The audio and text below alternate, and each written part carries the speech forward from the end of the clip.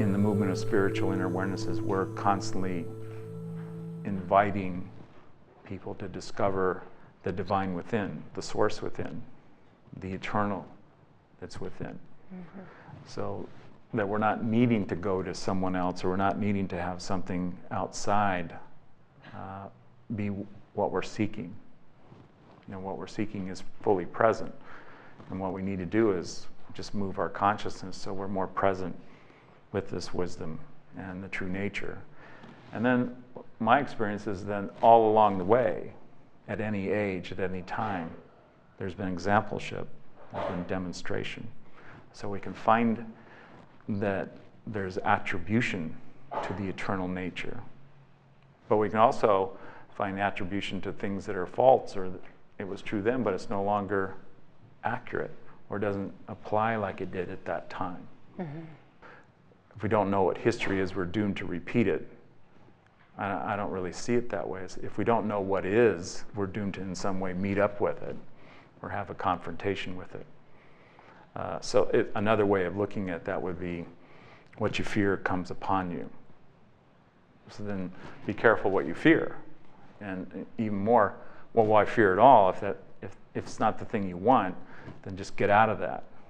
Of course, that's easy to say. Another thing to pick that up is a reality where, well, what would it be like to live without fear?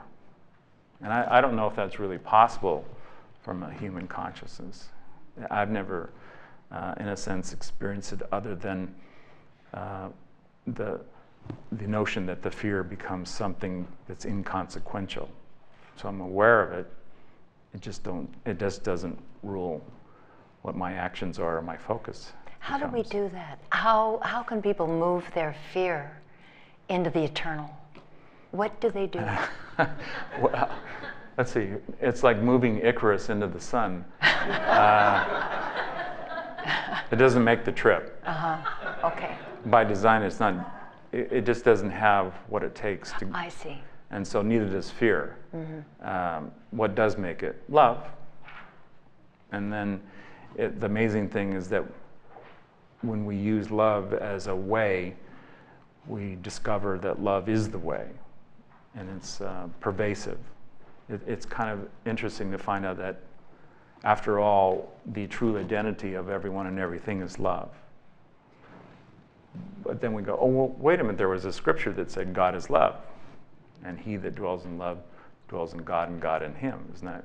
It's like, I like that. That has very strong ring of truth.